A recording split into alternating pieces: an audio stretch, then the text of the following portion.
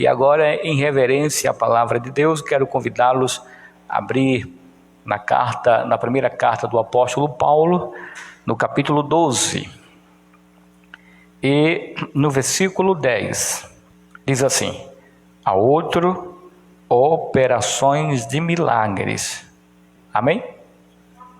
Senhor, nosso Deus e nosso Pai, nós oramos neste momento, Senhor, por esta leitura, por esta palavra que o Senhor assim concedeu a cada um de nós. Tende misericórdia de nós, que o Senhor venha falar poderosamente ao nosso coração nesta noite. Amém. Podeis sentar, irmãos. Bom, estamos aqui, irmãos, num dom de operação de maravilhas ou operações de maravilhas. Esse é mais um dom do Espírito Santo, e hoje nós vamos estudar sobre este assunto, o que quer dizer operações de maravilhas. Já quero iniciar dizendo, irmãos, que não existe, já falei aqui uma vez e vou repetir, não existe pessoas na igreja que seja melhor ou maior do que o seu irmão ou a sua irmã. Todos nós somos iguais aqui. Existe uma diferença em quem pode ser usado pelos dons? Claro, aqueles que oram mais, aqueles que buscam mais, aqueles que pedem, a Deus para que ele venha a ser um instrumento de Deus através dos dons congregacionais, esses dons aqui. Então, quando a gente pede, a gente pode ser usado. E, às vezes, irmãos, nós somos usados por eles até sem ter ideia. Eu não sei se os irmãos lembram aqui, o irmão Arnaldo falando domingo, de um irmão que foi no seu comércio lá e foi falar mal de quem era dizimista. Que dar dízimo era errado, dar dízimo era só no Velho Testamento e no Novo Testamento não. E eu achei interessante, porque ele não falou aqui como ele me disse, a forma que ele respondeu ao rapaz. E o interessante é que ele não usou versículo nenhum, mas a resposta que ele deu a esse irmão que saiu de lá, da sua presença envergonhado, eu não tenho dúvida, irmãos, que foi um dom, a manifestação do dom da palavra de sabedoria. Eu não tenho dúvida, porque a forma que ele falou para mim, a maneira que ele falou para mim e que respondeu a esse rapaz, a esse irmão, eu pensei comigo, eu disse a ele, nem eu teria uma resposta dessa para dar a esse irmão. E muito, muito sábia, inteligente, a forma que ele se sobressaiu respondendo àquele irmão. Interessante. Na hora que você quiser conversar com ele, irmão Arnaldo, como foi que o senhor respondeu de fato a pergunta, a crítica desse irmão concernente ao dízimo? E eu fiquei impressionado. A gente vê, irmãos, que Deus, ele nos dá sabedoria. E como eu não sei se os irmãos lembram que eu falei que esse dom, que é um dos dons congregacionais, ele vem exatamente, o dom da palavra de sabedoria, Deus, através do Espírito Santo, ele usa exatamente para questões como essas aí, sabe? Problema na igreja, problema concernente à doutrina da igreja. Aí, às vezes, alguém se levanta contra os bons ensinamentos da igreja, aí sempre Deus levanta alguém, sabe, com uma palavra de sabedoria para contornar a situação. Deus é maravilhoso, irmãos. Deus é maravilhoso. A gente não tem, né, se fosse pelo nosso conhecimento, pela nossa sabiência, a gente não teria uma resposta. Os irmãos sabem que o irmão Arnaldo, ele não é formado, o estudo dele é pouco, mas se vocês escutassem da forma, eu não vou falar para eu não puxar a sardinha, sabe? Não, o pastor está puxando sardinha para o lado dele, não. A forma que ele explicou, irmãos, a forma que ele se opôs à crítica desses irmãos foi, de fato, a manifestação de Deus dando a ele uma palavra de sabedoria para exatamente confrontar a afronta do irmão contra uma doutrina bíblica. Então, veja que esse dom, ele é real. Os dons são reais. Os dons congregacionais são reais. Só que, hoje em dia, existem igrejas que eu falei na semana passada, que são denominadas igrejas históricas, né? Igrejas tradicionais, e essas igrejas, esses teólogos, esses irmãos, eles questionam veementemente, irmãos, dizendo que esses dons não existem mais. Esses dons foram apenas, existiu apenas até os apóstolos. Depois dos apóstolos, esses dons não são mais necessários para a igreja. E eu não quero entrar em detalhe aqui para a gente não se deter muito nesse assunto, mas a verdade é que existem vários versículos bíblicos que apontam e mostram, né, que não apenas os apóstolos foram usados com esses dons, mas também a igreja. E uma das passagens que comprovam isso é a passagem de 1 Coríntios, está aqui, um capítulo inteiro, praticamente, né? Capítulo 12 de Coríntios, que fala sobre os dons. E não havia necessidade de Paulo ensinar sobre os dons congregacionais se não fosse real na igreja de Coríntios. O apóstolo ensinou, escreveu, enviou essa carta ensinando a igreja de Corinto, porque os dons congregacionais eram reais na vida dos irmãos da igreja de Coríntios. Então veja que não estava limitado apenas aos apóstolos, mas à igreja. Os dons congregacionais, esses dons aqui, eles são dados à igreja e não são fixos, porque eles não estão em nós. Se fosse fixo, a hora que nós quiséssemos fazer um milagre, a gente faria um milagre, né? Se fosse fixo em nós, a gente poderíamos profetizar na hora que nós quiséssemos e estava tudo bem, mas não é assim. A gente só há profecia quando o Espírito Santo de Deus dá a mensagem para essa pessoa profetizar. Então, a mensagem não pode vir da pessoa, porque se vir dela, vai acontecer o quê? A profecia não se cumpre.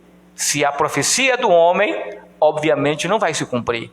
Mas se a profecia, a mensagem veio de Deus para dar à igreja ou para transmitir para alguém, significa que irá se cumprir. É Deus que está falando. Então, não é a mensagem do pregador, né, do irmão ou da irmã que tem poder, que tem força, né, que merece crédito, mas a palavra de Deus, a mensagem de Deus. Eu quero dizer aqui, irmãos, que esse dom, né, da operação de maravilhas, ele é um dom que se parece com o dom de cura, mas é diferente porque o dom de cura, dons de cura, a gente já entende que Deus está curando. Curando o quê? Uma enfermidade, algo que é nocivo ao corpo humano.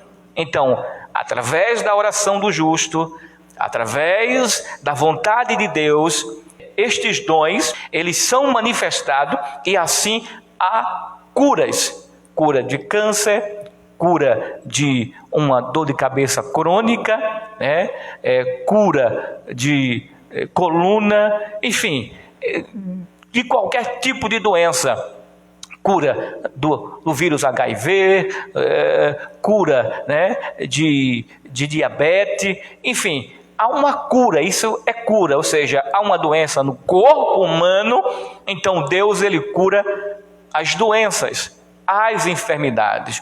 Já o dom de operação de maravilhas, irmãos, ele tem algo, assim como o dom de cura, ele é sobrenatural, mas o dom de operação de maravilhas, vocês vão entender como é que Deus faz milagre, porque, deixa eu chamar a atenção dos irmãos, você já prestou atenção que tem gente que às vezes nasce com uma perna maior ou menor do que a outra, não é assim?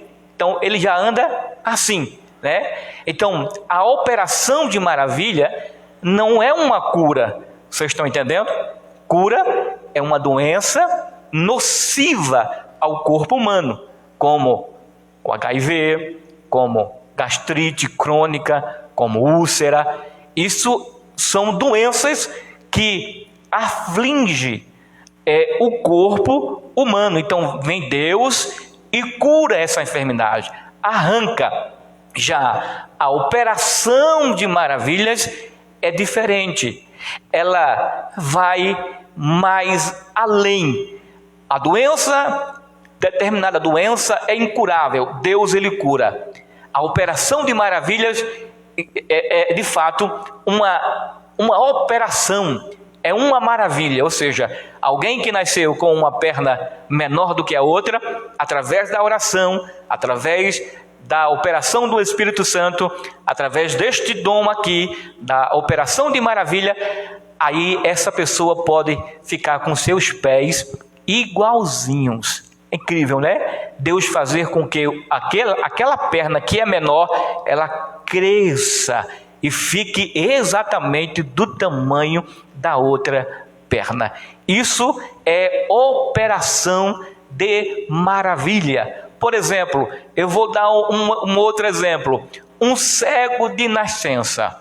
Um cego de nascença. Diferente de um cego que perdeu a visão, ele perdeu a visão por conta de algo, né? Através de um produto químico ou enfim, alguma coisa, ele perdeu. Então há uma cura, porque algo nocivo aconteceu, mas é cego de nascença, não. Como por exemplo, alguém que é surdo, fez alguma extrapolia lá, escutou muito som alto e durante o tempo foi perdeu a audição, alguma coisa, uma doença, uma enfermidade, entendeu?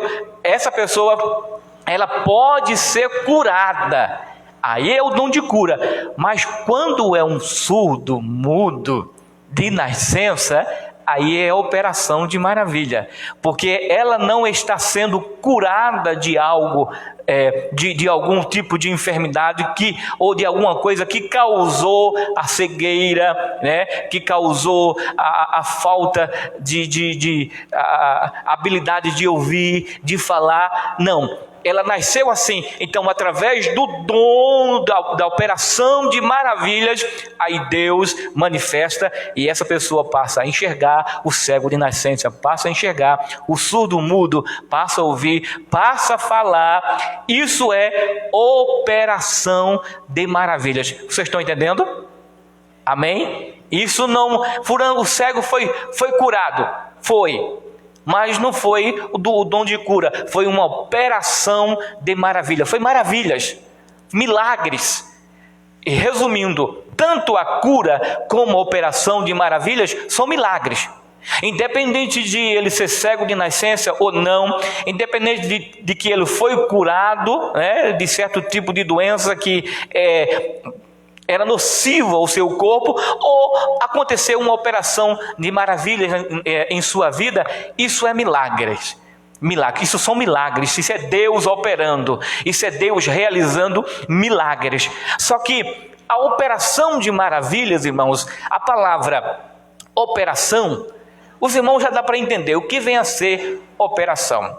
Na linguagem portuguesa diz assim: faculdade ou ação de poder, uma função, um órgão e etc., que segundo sua natureza produz certo efeito.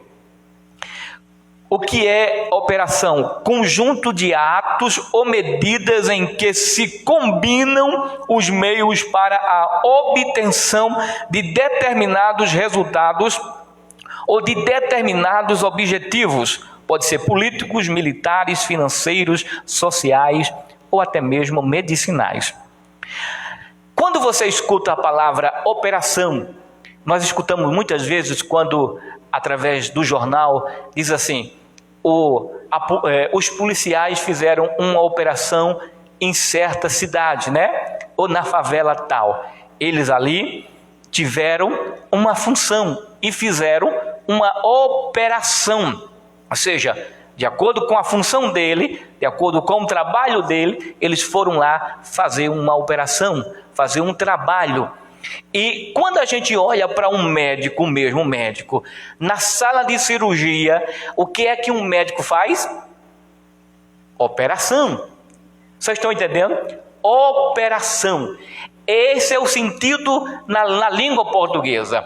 Agora, no grego, segundo o apóstolo Paulo aqui, que o Novo Testamento é escrito no grego, então, a palavra operação, no sentido grego, diz assim: no sentido grego, fala de algo que traz resultados daquilo que foi feito.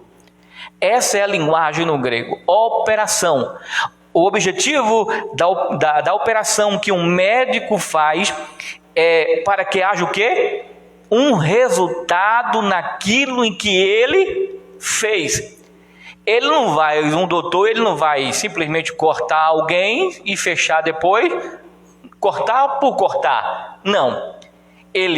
A operação, ele faz lá, e o objetivo da operação é que haja um resultado naquilo que foi feito. Ou seja, alguém foi curar, alguém foi fazer uma cirurgia de determinada causa, e o objetivo daquela cirurgia a operação foi exatamente para que ele fosse curado, para que ele fosse restaurado, para que houvesse um efeito, para que ele pudesse ficar bom. Então, no sentido aqui desse dom, operação de maravilha, é exatamente isso. O Espírito Santo de Deus, ele se apodera do crente, sabe? Se apodera do crente com esse dom de operação de maravilhas para realizar um milagre. Não é interessante isso, né? O Espírito Santo, que não é nosso, esses dons não são nossos, é de Deus, são de Deus. Então, mas ele quer operar um milagre na igreja. Então, um milagre que Deus opera, ele opera através dos seus filhos, através de você, através de mim, através de nós. Aí Deus, através do Espírito Santo, ele vem, aí o dom de operação de maravilha é manifestado em nossa vida, Olha, dom de operação de maravilha, ou seja, é como se Deus fosse fazer uma operação, amém? Através de você, através de mim, através do crente salvo, através do Filho de Deus, ele usa, e através de você, através de nós, ele faz uma operação, ele faz um milagre, algo sobrenatural acontece, amém, irmãos? Isso é operação. O sentido do dom de operação de milagre é exatamente isso. Vem o Espírito Santo de Deus, se apodera de nós, o dom de operação se manifesta em nós, e Deus, através de nós, realiza um milagre. É por isso que a gente vê cego enxergando, mudo, surdo falando e ouvindo na igreja, irmãos. Aqueles que não acreditam nisso têm que questionar exatamente as pessoas pessoas que foram curadas, não é assim? Porque se eles não acreditam na Bíblia, pelo menos deveriam acreditar nas pessoas que foram curadas. Porque você já imaginou você falar para alguém que foi curado, né? Deus curou na igreja, e você chegar para essa pessoa e dizer: você não foi curado, e ele falar assim: eu tenho aqui, eu estava doente, eu estava enfermo, eu tinha isso, está aqui os exames, e depois do culto eu fiz um novo exame e esta enfermidade não está mais sobre o meu corpo. Aí aqui em Lagoa de Jucá tinha uma irmã nova convertida, que ela estava para fazer uma cirurgia. Essa cirurgia, ela custava R$5.000, e ela estava em um culto nosso, intitulado Culto da Vitória, Culto dos Milagres, e nós oramos por ela, e ali Deus me deu uma palavra e disse assim: olha, agora a senhora faça o seguinte, faça os exames novamente, antes da senhora fazer essa cirurgia, vá lá e faça novos exames, porque Deus pode estar lhe curando, a senhora pode estar curada, e a senhora vai gastar R$5.000 sem necessidade, e a senhora vai ser rasgada, cortada, e vai ser costurada, e não vai ter nada. Faça novamente. Ela tinha feito, a primeira vez ela fez exames em Santa Cruz, depois ela fez em Campina Grande, e estava lá com os resultados que precisava fazer urgentemente as cirurgias, e era essa cirurgia, e custava R$5.000. Depois desse culto, ela foi fazer outros exames e constatou que ela não precisava fazer mais cirurgia. É interessante como Deus ele faz sem precisar, irmãos, nossos esforços. A gente não precisa ficar gritando: seja curado agora. Não, porque o grito não significa nada, irmãos. Quem cura não são os gritos, quem cura é Deus, e Deus curou ela. Até eu brinquei com minha esposa, a gente estava em construção na igreja. Eu disse: ela poderia pelo menos dar metade, não era? Dar metade do dinheiro da cirurgia para a gente terminar aqui a construção na igreja. E brincando, claro, não disse a ela, né? Falei isso para minha esposa brincando. Mas, irmãos, a gente vê que Deus, ele opera, ele faz milagre. Então, naquele momento, né, Deus, ele fez milagre. Então, vá questionar a essas pessoas que recebeu cura, né? Se eles não acreditam na cura, no milagre que Deus pode usar os filhos dele, os crentes, irmão, não precisa ser pastor, não, porque os dons espirituais, eles não estão limitados à liderança da igreja. Você pode ser usado com os dons congregacionais. Eu posso dizer, a igreja do Senhor pode ser usada com os dons congregacionais. Mas vamos lá, irmãos. A gente deve ter muito cuidado, sabe com o quê? Cuidado com a teologia liberal. Deixe-me dizer uma coisa para os irmãos: cuidado com a teologia liberal. Porque o que é teologia liberal? Esses teólogos liberais, eles não são crentes, viu, irmãos? A maioria dessas pessoas não são evangélicas, eles não congregam. A maioria deles, eles usam a Bíblia, né, e tem a Bíblia em sua casa simplesmente para instrumentos de críticas, sabe? Instrumento de críticas. Eles leem passagens bíblicas para criticarem, né? Eles ficam procurando defeitos, sabe? Erros na Bíblia, para questionar e dizerem que a Bíblia contém erros, que a Bíblia não é um livro infalível, que a Bíblia foi escrita simplesmente por pessoas humanas e não existem essas coisas de inspiração. Deus inspirou os homens para escrever a Bíblia. Eles não acreditam. Esses teólogos liberais, eles não acreditam em milagres, eles não acreditam em curas, eles não acreditam em nada que venha a ser sobrenatural, sabe? Coisas que eu acredito, que você acredita, porque você é crente, você serve a um Deus poderoso, você já ouviu o testemunho, você leu na Bíblia Sagrada milagres, curas, né? Maravilhas, e você acredita, e você crê, como eu creio, nós cremos, que assim como Deus ele fez cura, usou seus servos lá no Velho Testamento, usou no Novo Testamento, ele continua usando hoje, do jeito que Deus operou no passado, ele opera também no presente.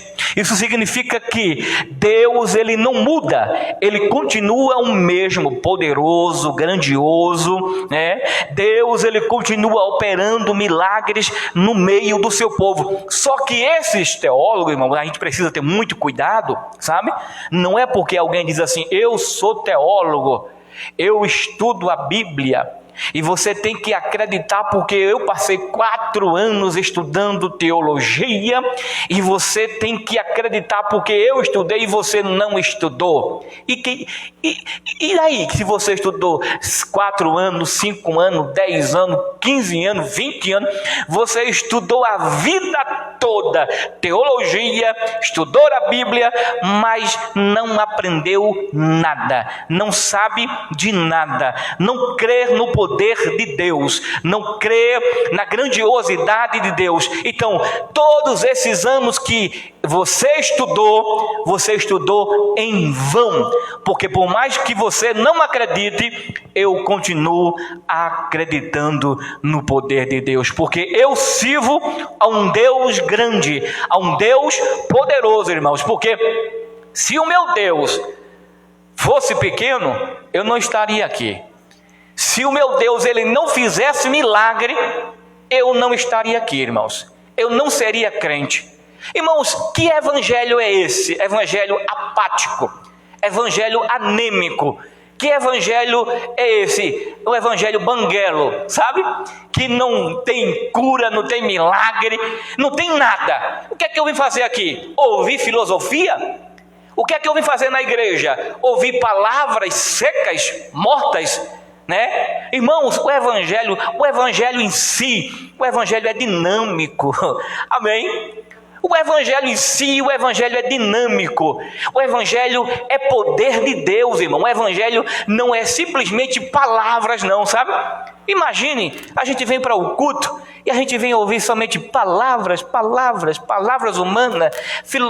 Bom, pode sim citar filosofia de fulano, de cicrano, de beltrano, não tem nenhum problema, desde que esteja dentro do contexto da pregação, da mensagem, e que venha edificar os irmãos. Agora, eu trocar a palavra de Deus, o que Deus falou através do apóstolo Paulo, através do apóstolo Pedro, Tiago, através dos profetas, Isaías, para acreditar, irmãos, em Platão, em acreditar nesses filósofos, segundo Platão, segundo Sócrates disse isso. E o que é que tem? Que ele disse, o que vale para nós e para a igreja é segundo o que Deus disse através dos seus filhos, amém? Isso é o que vale, irmãos. Disse-lhe Jesus, eu sou o pão da vida. Aí sim, tem sentido e merece sim crédito, merece um glória a Deus, aleluia, merece, irmão, exaltação, merece a gente acreditar no poder de Deus. Aí sim. Então, a gente precisa ter muito cuidado com esses tipos de teólogos liberais que não acreditam na Bíblia Sagrada. Não acreditam. Para alguns, para esses teólogos, eles dizem que Jesus existiu, mas Jesus foi um grande homem de exemplo, mas que ele não tem nada de divindade. Hoje o mundo cristão evangélico está tão preocupante, porque até a música gospel, que o sentido da palavra gospel quer dizer evangélica, cristã, eu estive estudando sobre a origem da palavra gospel, ela veio exatamente dos negros dos Estados Unidos, e a palavra gospel quer dizer evangelho, adoração a Deus, exaltação a Deus. Tudo bem. E a gente entende, só que hoje em dia, irmãos, no mundo cristão, tem um monte de cantores que não são evangélicos, eles compõem músicas que levam o nome de Deus, levam o nome de Jesus Cristo, e parece um hino, sabe? E essas pessoas estão famosas aí. E se a gente não tiver cuidado, a gente vai pegar música desses homens que não são evangélicos, porque, deixa eu dizer uma coisa para vocês, todos os crentes evangélicos, eles podem sim ser denominados gospel, agora nem todos os gospel são evangélicos. Sabia disso? Porque nem todos os gospels, eles são crentes. Tem um monte aí, cantor gospel, ele é gospel, mas não é evangélico. Está assim no Brasil. Tem um monte aí de cantores gospel que não são evangélicos. E se a gente não tiver cuidado, a gente está cantando aqui as músicas dele dentro da igreja. Então a gente precisa ter muito cuidado, irmãos.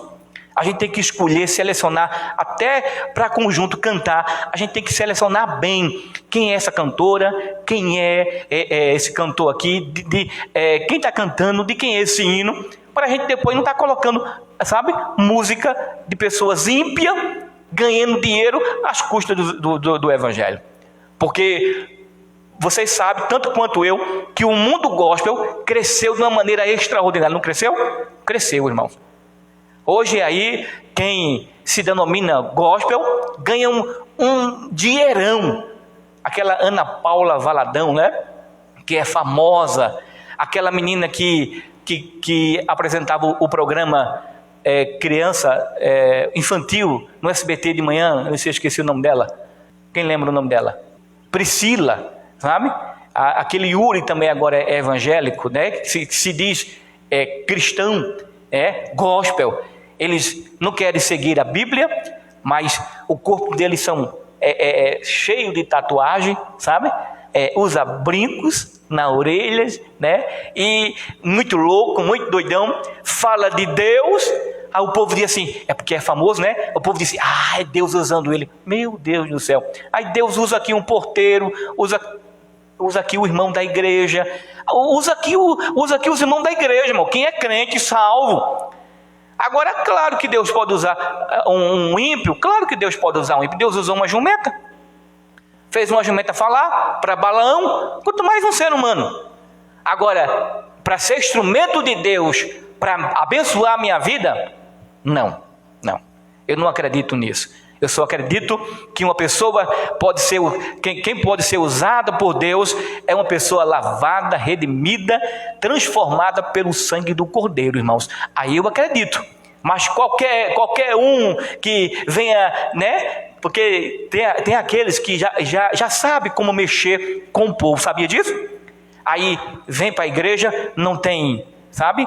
Não é um instrumento de Deus, não leva uma vida cristocêntrica mesmo. Aí às vezes vem cantar na igreja, aí fica assim, ó, fecha os olhos e fica assim, ó. Faz, sabe, esse gesto. Aí o povo que está escutando, sabe o que o povo faz?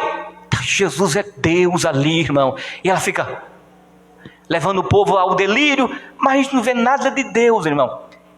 Essas pessoas já sabem como mexer com o ego das pessoas, já sabem como fazer, sabe?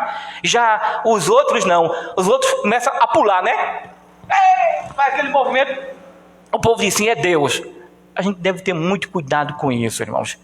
Vigie, avalie, veja se procede de Deus ou não, para que você não venha a ser enganado.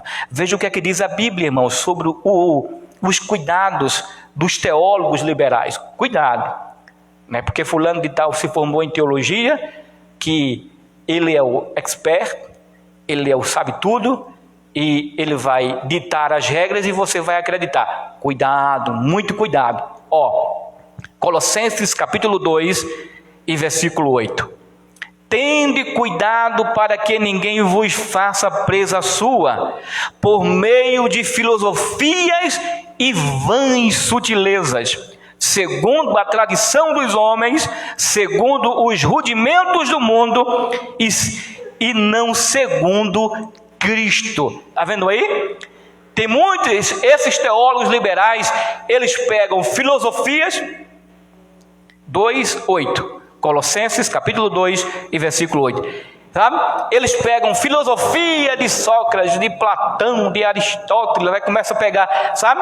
Essas coisas, dessas filosofias, ideologia, aqueles de Kant, de Dante Alighieri, sabe? Aqueles filósofos, aí aplica. Eles acreditam nisso e desfaz da Bíblia Sagrada. Por isso que a Bíblia, o apóstolo Paulo aqui, Deus, através do apóstolo Paulo, já advertiu: tenha cuidado, para que ninguém vos engane, para que você não seja presa deles, por meio de filosofias vãs e sutileza. Irmão, essas pessoas são inteligentes, eles sabem fazer. A gente não vai acreditar em filosofia não, mas a gente acredita na Bíblia, na palavra de Deus, amém?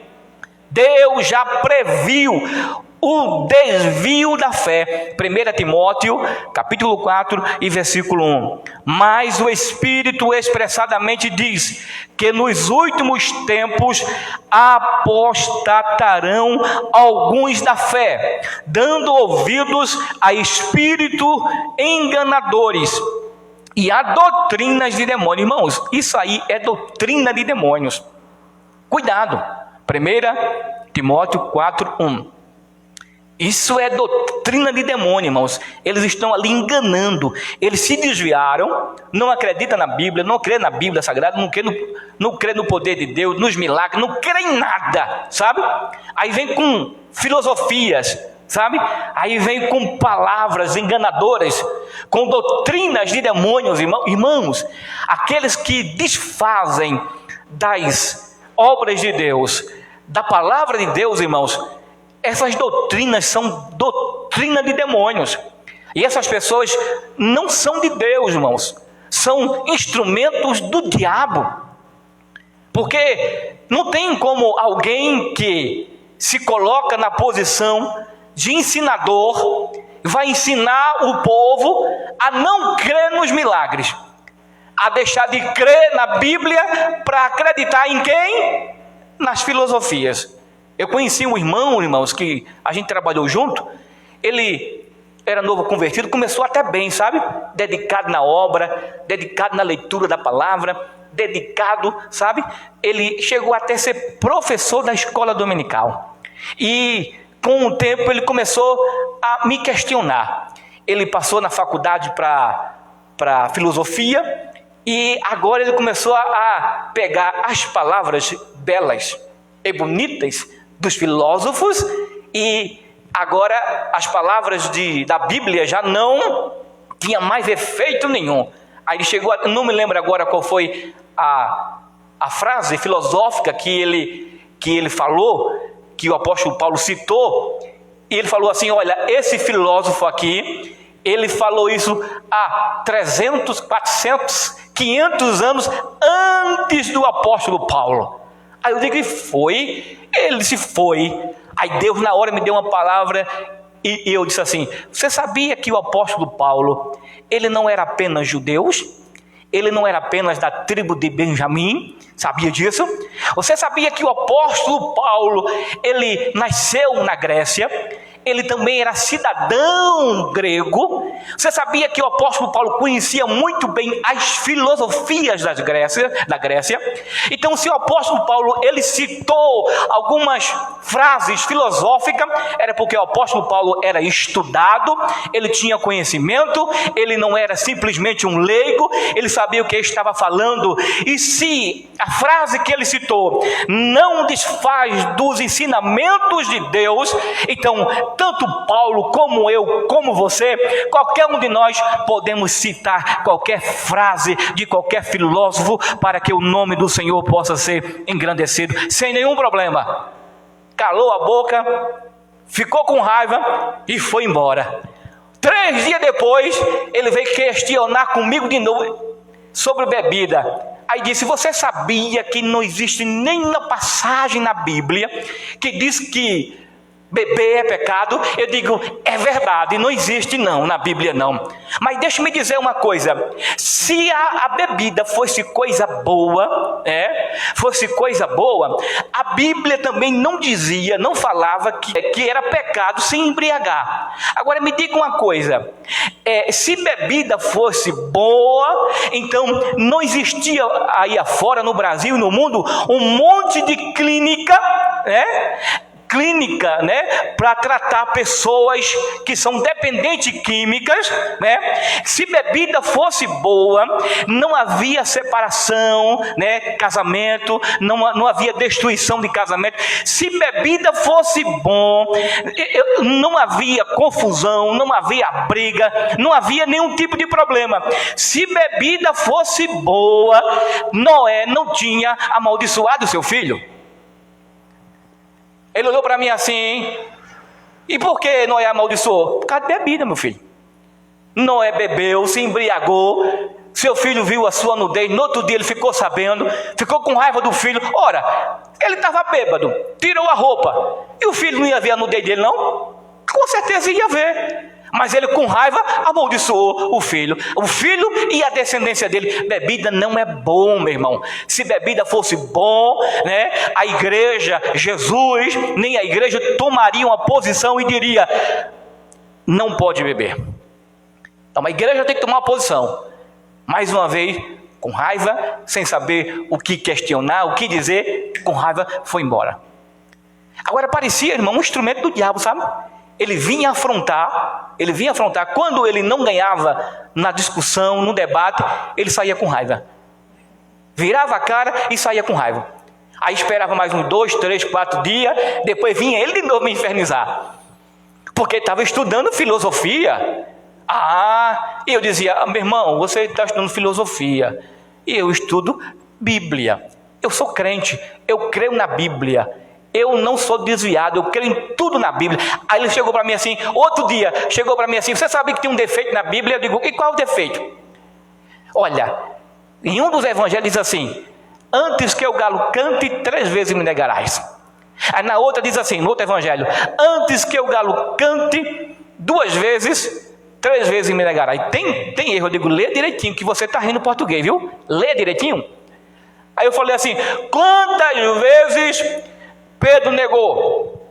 Ele disse 3 vezes. E quantas vezes o galo cantou? Ele: só uma vez. Então aí, antes que o galo cante, 3 vezes, leia a Bíblia. Eu disse: leia a Bíblia, entenda a Bíblia. Eu já estava com raiva já dele, sabe? Eu digo: leia a Bíblia, preste atenção, olhe. Eu vou aqui recitar para você. Olhe: antes que o galo cante, 3 vezes me negarás. Antes que o galo cante 2 vezes, 3 vezes me negarás. Meu irmão, é antes que o galo cante 2 vezes. O galo cantou somente uma vez, viu? E antes que o galo... o galo não cantou 2 vezes, só cantou uma vez. E ele negou a Jesus 3 vezes. Leia a Bíblia. A gente tem que ter muito cuidado com essas pessoas, irmãos. Agora, se você conhecesse ele, era uma benção, irmão. Era uma benção. Ensinador da escola dominical, pregador, pregava a Bíblia. Aí foi, embaraçado, enganado com as filosofias humanas e esqueceu a Bíblia.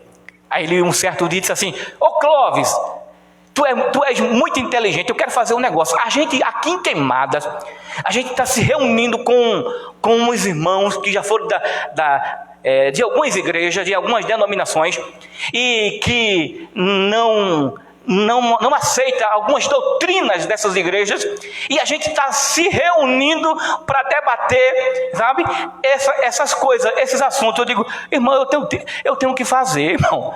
Eu tenho que fazer. Eu dirijo congregação, eu trabalho.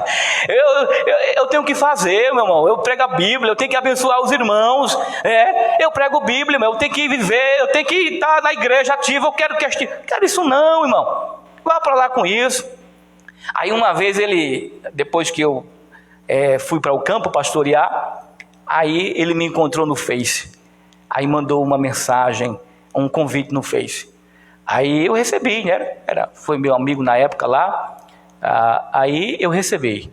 Aí você acredita que o infeliz, olha, de vez em quando eu vi a mensagem lá no Face, falando mal de Silas Malafaia, né? Dízimo é pecado, todo pastor é ladrão. Ele sabendo que eu sou pastor, estava me chamando de ladrão, todo pastor é ladrão. Aí eu digo, mas que infeliz, está me chamando de ladrão? Aí eu peguei e excluí. Aí ele mandou uma mensagem para mim no privado: muito obrigado por me ter como amigo. Eu digo, de nada. Se embora, homem. Uma pessoa que está desviada, irmão. A gente tem que ter muito cuidado com essas pessoas. Esse tipo de gente que questiona, que desfaz da Bíblia, essas pessoas não são seu amigo. Essas pessoas não podem ser um instrumento de Deus. Tudo que eles fazem é questionar e criticar a Bíblia. Aí tem uns que dizem assim: eu não acredito que o mar vermelho se abriu. Problema seu se você não acredita que o mar vermelho se abriu e o povo passou a pé enxuto. Aí diz assim: eu não acredito que é impossível um peixe engolir um homem e ele passar 4 dias no ventre do peixe e não morrer. Isso é mentira. Eu digo, eu acredito, é verdade, eu creio na Bíblia. A gente precisa, irmãos, ter muito cuidado com esses tipos de pessoas, sabe? Que se diz teólogos, que se diz gospel, que se diz cristãos, que não são, mas eles são um instrumento do diabo para querer, sabe, desfazer da nossa fé, desfazer da Bíblia, nos levar a ser uma pessoa incrédula. Tenha cuidado com esse tipo de gente. A Bíblia é um livro de fé. Irmão, a Bíblia, ele é um livro de fé. Você vai acreditar na Bíblia não é pela ciência, não. A Bíblia é um livro de fé. Você não pode crer na Bíblia como você crê na ciência. Não é através da razão, porque tem coisas que fogem da razão. Ou não foge? Foge. O povo está tão louco porque existem alguns pseudocientistas que querem desfazer do cristianismo. O que foi que eles inventaram? Inventaram a evolução. A Bíblia diz que quem criou tudo foi Deus, através da palavra. Tudo que Deus falou existiu, veio à existência, passou a existir. Aí os homens, sabe, esses filósofos, esses teólogos liberais, para desfazer da Bíblia, sabe, aí eles inventaram a teoria da evolução para desfazer da Bíblia. Agora, me diga uma coisa, irmãos, é muito mais fácil crer na Bíblia, mesmo que não seja um livro, sabe, assim, ciência, um livro de ciência, que a Bíblia não é um livro de ciência, a Bíblia é um livro de fé. Agora tem muitas coisas que a ciência, que a Bíblia fala, que a ciência confirma. Tem muitas coisas. Eu vou dizer uma das coisas, antes não sabia, mas quando Deus ele fez o homem do pó da terra, do barro, diz a Bíblia que fez do barro da terra, até então a ciência não, era tudo pela fé. Só que hoje a ciência ela prova, ela diz que a mesma composição encontrada na terra é a mesma composição encontrada no corpo humano. Aí a Bíblia diz que o ser humano, nós fomos formados da onde? Do pó da terra. Irmão, a Bíblia é um livro de fé. No princípio diz assim, logo no capítulo 1 de Gênesis: no princípio criou Deus os céus e a terra. É fé ou não é? Você crê ou não crê? Eu creio. Mas para crer tem que ter fé. E fica mais fácil acreditar que Deus criou e colocou tudo no seu devido lugar do que acreditar na evolução. Diz que o mundo foi criado através de uma explosão. Agora imagina que raciocínio. Aí, brum, explodiu. Aí, através dessa explosão, aí o planeta Terra, com tudo perfeitinho, sabe? Com as suas criações, com os animais, com as árvores, sabe? Com a camada de ozônio, tudo lá perfeitinho, protegendo, né? A raça humana, o ser humano, tudo bem direitinho. A árvore doce, a água doce, água salgada, tudo no seu devido lugar. Aonde é que, através de uma explosão, pode as coisas ficar tudo no seu devido lugar? Imagina.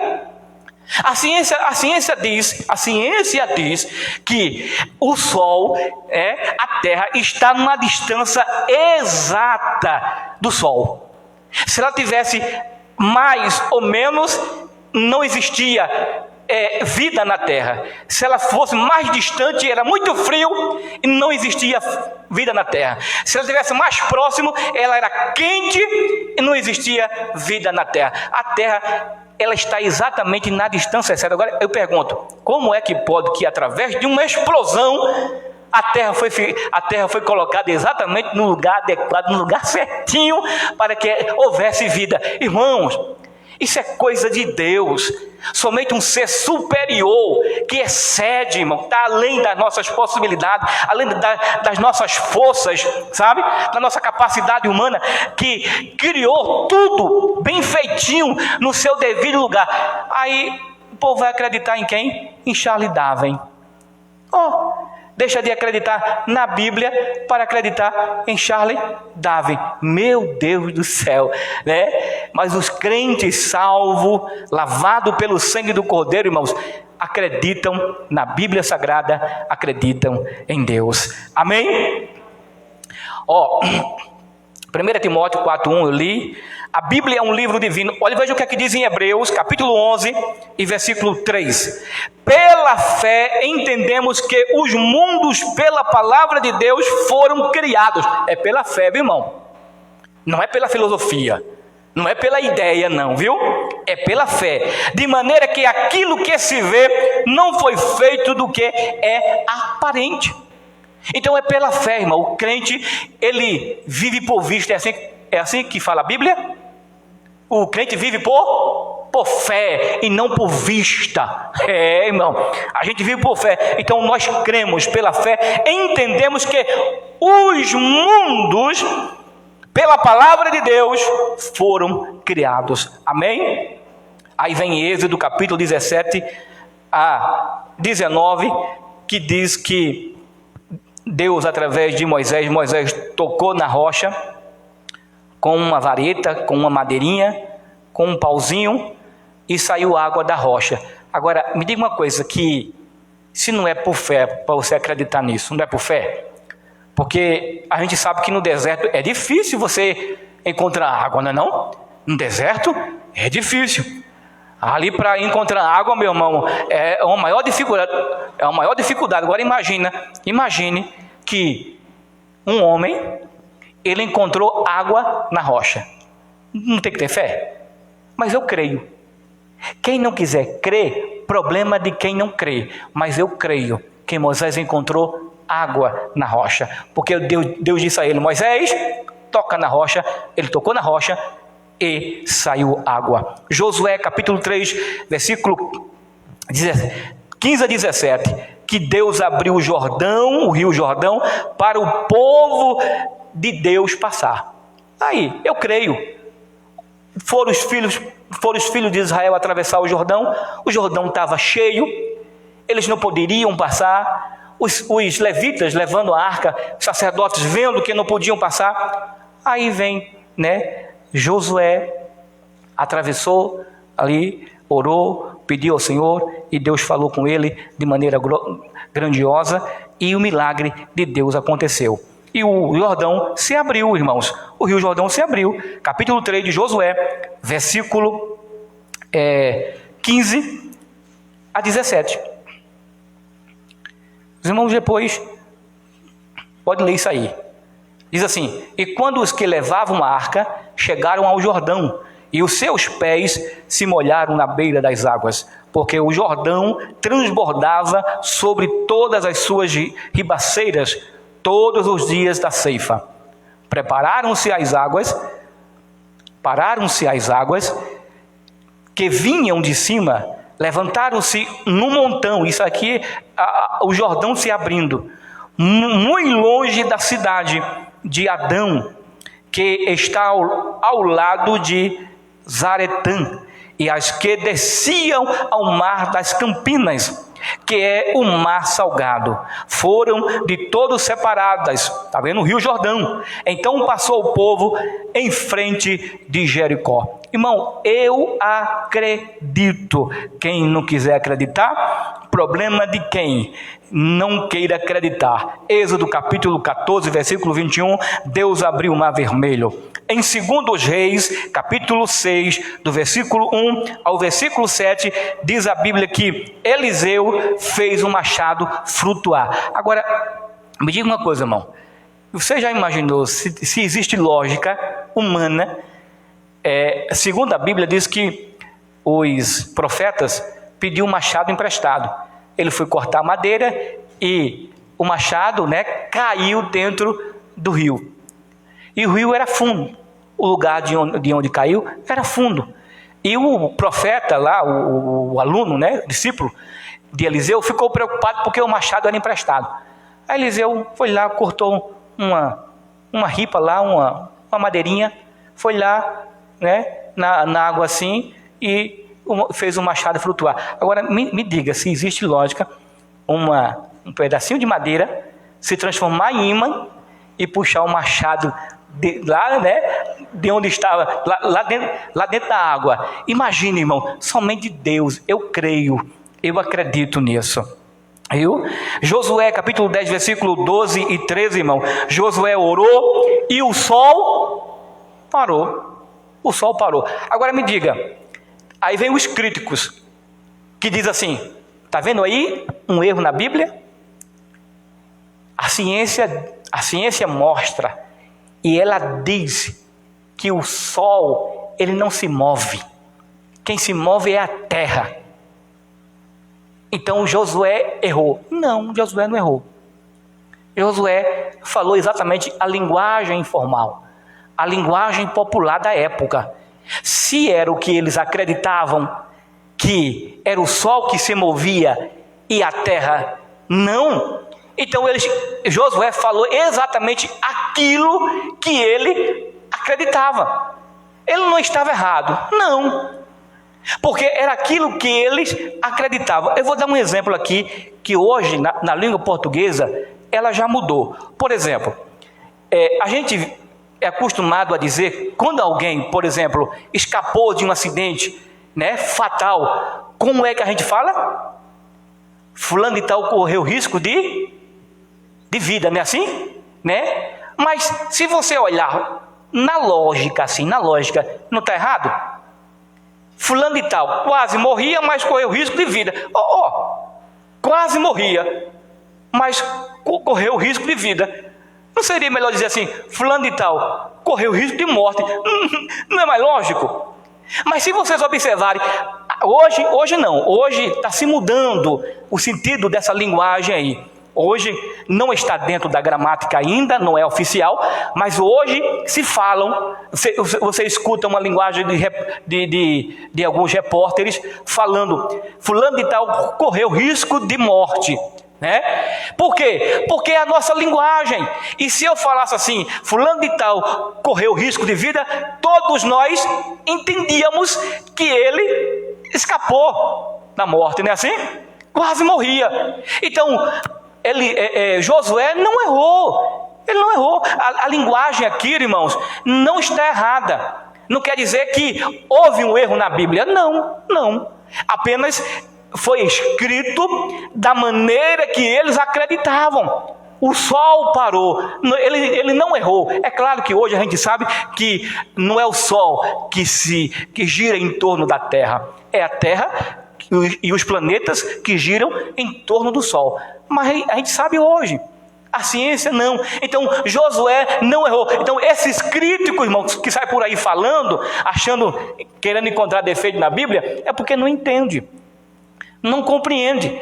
E a gente precisa ensinar essas pessoas o que de fato a Bíblia quer dizer. Amém, irmãos?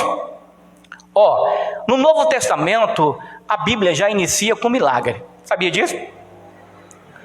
Até no Novo Testamento inicia-se com milagre. Por exemplo, tem lógica de uma moça de 12 anos, 12, 13 anos, sem ter relação com homem, engravidar? Me diga, tem? Não. Se fosse hoje, alguém ia dizer assim, hoje a ciência pode fazer bebê de proveta, hoje pode se injetar ali a semente, né, masculina e fertilizar ali um ovócito, hoje pode tudo, mas antes não tinha. Antes não tinha isso. A única maneira de uma moça engravidar era como? Tendo relação. O sêmen lá, né, no homem lá, a semente masculina, junto com a semente feminina, juntinho lá, aí formava-se um bebê. Se fosse hoje, as pessoas criticavam, porque pode uma moça engravidar, porque pode através de laboratório, obviamente. Só que lá no início, a Bíblia, o Novo Testamento já iniciou-se com um milagre. Ou seja, Maria, com 12, 13 anos, engravidando, sem ter relação sexual com homem nenhum, virgem, não tinha, engravidou e teve menino, gerou um filho dela. Um milagre, irmão, é milagre. E eu creio, você crê? Amém? É milagre. A Bíblia inicia-se com milagre. Então, irmão, para crer, quem não crê na Bíblia, é melhor deixar de ser crente, sabia disso? Fica em casa, irmão. Vai procurar outra coisa. Vai para macumba. Vai ser muçulmano. Vai ser outra coisa, né? Vai lá, mas crente não, irmão. Se não crê na Bíblia, irmão, não tem para que ser crente. Não tem para que ter crente. Se é teólogo e quer ensinar a Bíblia, irmão, vai para lá, irmão. Vai para lá. Só quem pode ensinar a Bíblia, irmãos, é quem é lavado pelo sangue do Cordeiro, que crê na Bíblia Sagrada, que crê na palavra de Deus. Não crê na palavra de Deus, nem adianta. Olha só, Jesus transforma água em vinho. Agora você imaginou? É impossível ou não é? Eu já escutei muitas histórias de professores, sabe, de universidade, querendo questionar isso aqui. Aí eu escutei quando um falou assim, que estava na universidade, e ele criticava a Bíblia, porque dizendo que Jesus não transformou água em vinho. Aí pegou água, mostrou lá, eu vou transformar água em vinho. Aí pegou água, pegou uma substância química lá, misturou lá, e ficou ali parecida com vinho, né? Da cor de um vinho. Aí teve um aluno lá, crente, né? Aí falou assim, professor, agora beba.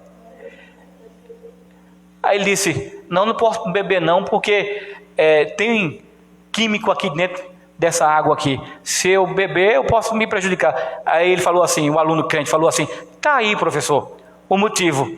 Jesus transformou água em vinho e diz a Bíblia que foi o melhor vinho da festa. Pronto, acabou-se. É fácil, irmão. Agora, assim, transformar água em vinho, possa ser que alguém use um produto aí, né? E seja até fácil, né? Transformar água ou vinho em água. Agora, transformar água em vinho é impossível. Mateus capítulo 8 e versículo 23 por diante, Jesus controla a natureza.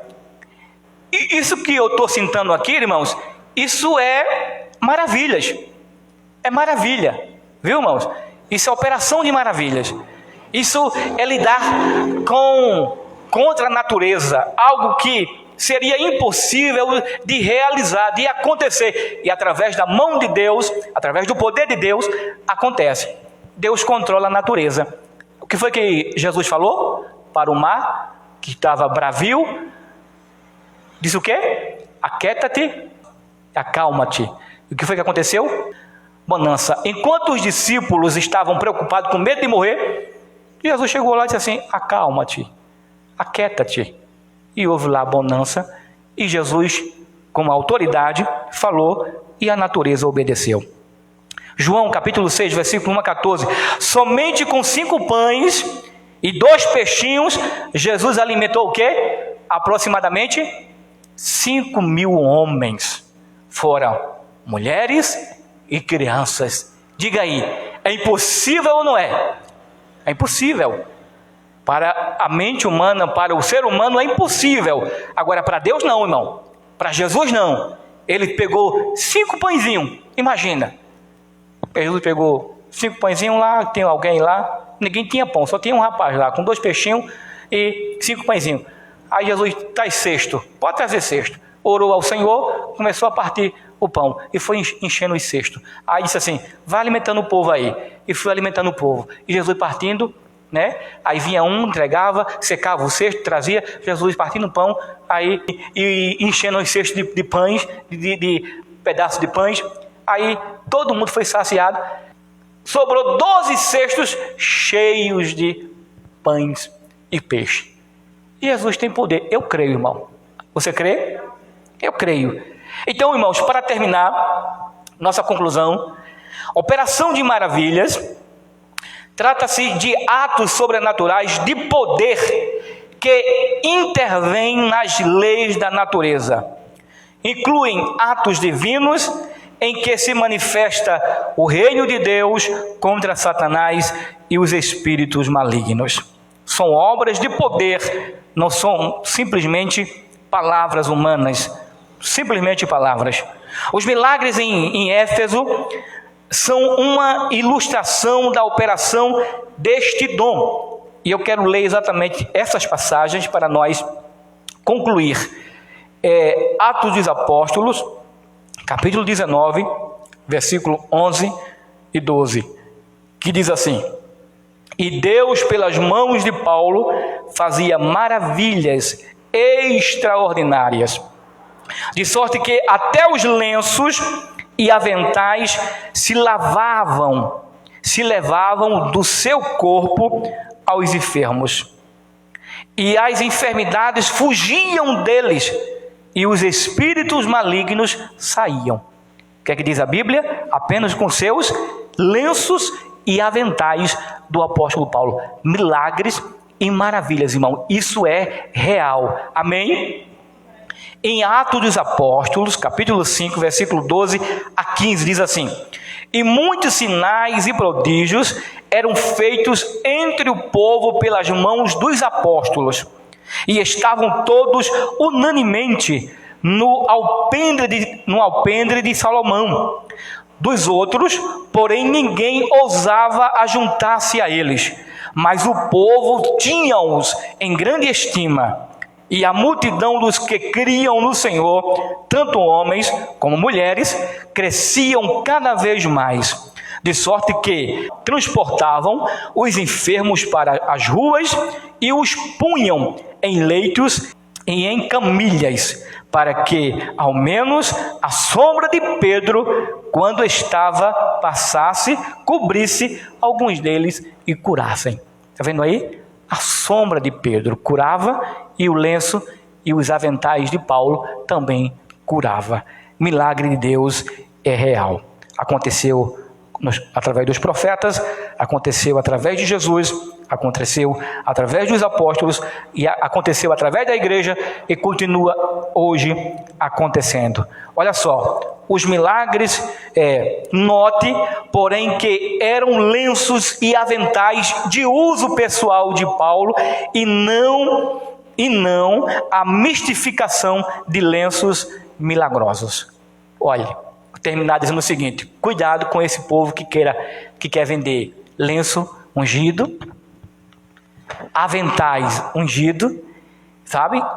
Compre meu lenço, é ungido, vou passar aqui no suor, pode levar, dê uma oferta de R$1.000. Não é assim que eles fazem? Dê uma oferta de R$3.000. Cuidado, irmãos, não é assim não. Deus não dá glória a homem, a glória é de Deus. Amém? Que Deus em Cristo continue nos abençoando.